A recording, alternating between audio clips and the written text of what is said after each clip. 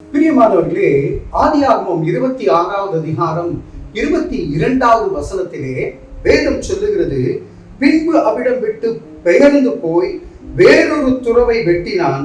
அதை குறித்து அவர்கள் வாக்குவாதம் பண்ணவில்லை. அப்பொழுது அவன், நாம் தேசத்தில் பலகும்படி இப்பொழுது கர்த்தர் நமக்கு இடம் உண்டாக்கினார் என்று சொல்லி அதற்கு ரெகோபோத் என்று பெயரிட்டான். ரெகோபோத் என்ற பெயரிட்டான் ஈசாக்கு.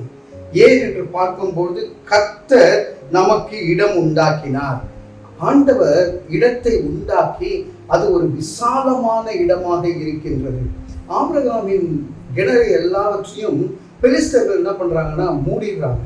மண்ணு போட்டு மூடி வரும்போது ஆபிரகாமின் மகனாகிய ஈசாக்கு அந்த கிணறை எல்லாம் தோன்றார். அந்த கிணறெல்லாம் தோண்டி பார்க்கும்போது ஒவ்வொரு இடத்துல தோண்டும் போது ஒரு வாக்குவாதம் வருது. அந்த இடத்தின் வேலையாட்களுக்கும் இவருடைய வேலையாட்களுக்கும் பிரச்சனை வரும்பொழுது விட்டு கொடுத்துறாரு. ஒவ்வொரு இடமாய் விட்டு கொடுத்து அதுக்கு ஒரு பேர் வைத்து விட்டு கடந்து வந்து விடுவார். அப்படி நடக்கும்போது நிறைய பேர் யோசிச்சிருப்பாங்க, என்னங்க நீங்க எல்லாத்தையும் விட்டு கொடுத்துட்டீங்கன்னா கடைசியில் நமக்கு என்னங்க இருக்க போகுது? கர்த்தர் நமக்கு காரியத்தை வாய்க்க பண்ணுவார்.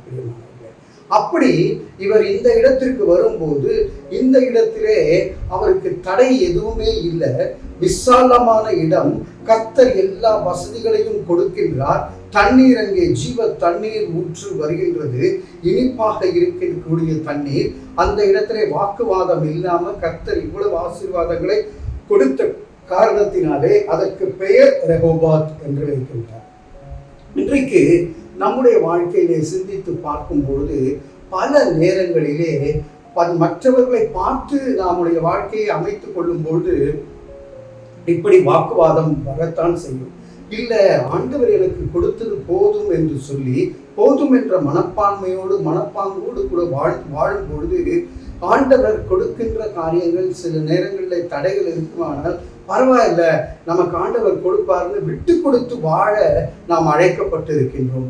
அப்படி நாம் விட்டு கொடுத்து வாழும் பொழுது கர்த்தர் நமக்கு வேண்டியதை தருகின்றவராக இருக்கிறார்.